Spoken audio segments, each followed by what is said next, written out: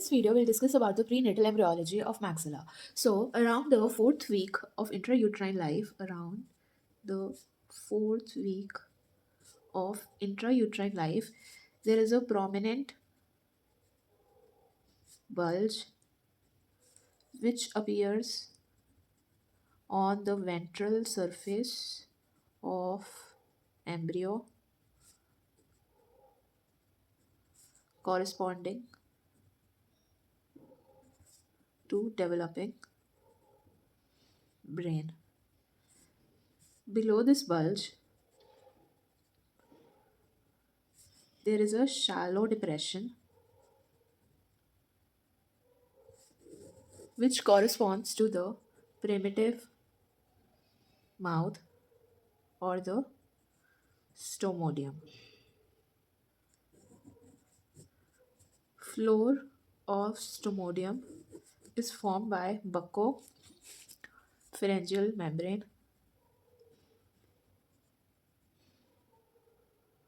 which separates it from foregut. Now there is something like this.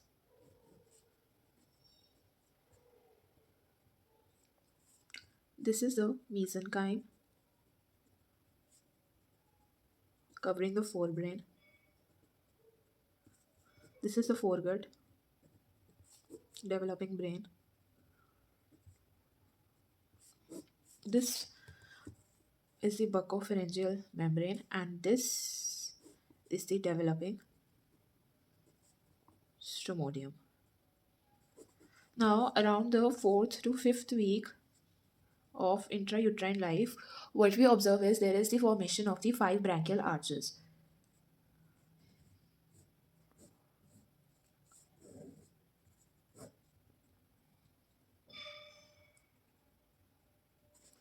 Then this is the pericardial bulge. This is the forelimb bud. This is the hind limb bud. Umbilical opening. Now over here, the first pharyngeal or branchial arch is of utmost importance, which is the mandibular arch, because it has an important role in development of nasomaxillary region. Now what we see is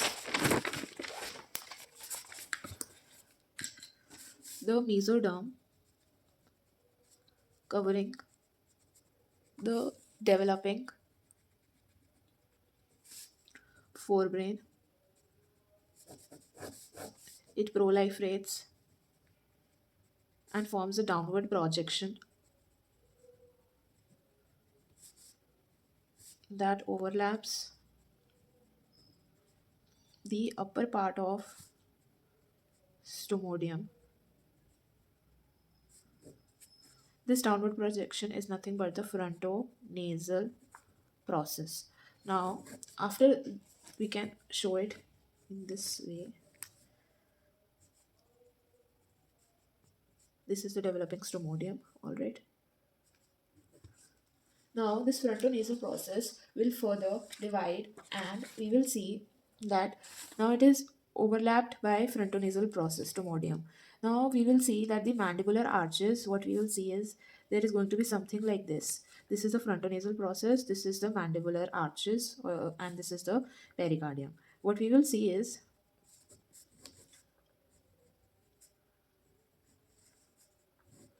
now this is pericardium, this is frontonasal process, this is the maxillary process, and this is the mandibular process. Now in this what happens is the maxillary process, it grows ventromediocranial to main part of mandibular arch, which is mandibular process. Now we will see that this is the stomodium. Now we will observe that the ectoderm overlying the frontonasal process It will show bilateral localized thickenings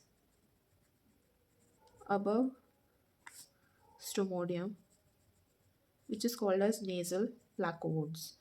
Now, these nasal placodes, it divides the frontonasal process into two, which is the medial nasal process and the lateral nasal process. Basically,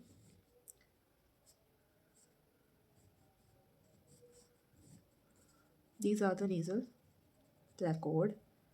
Then what we will see is,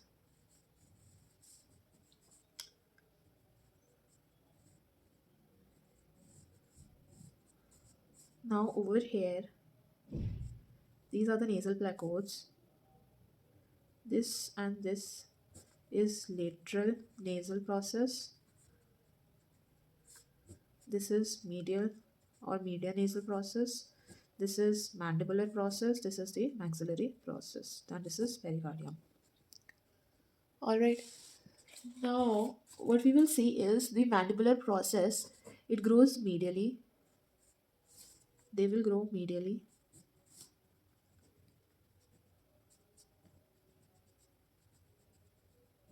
and form lower lip and lower jaw. The maxillary process, it becomes narrow. Two nasal pits come closer. This their unit will correspond to the formation of nasolacrimal duct.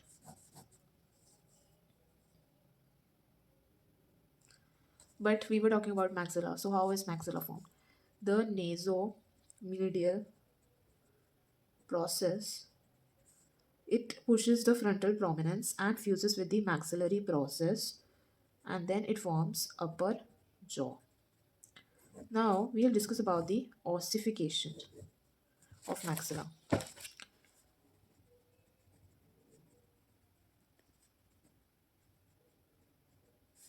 which is purely intramembranous bond.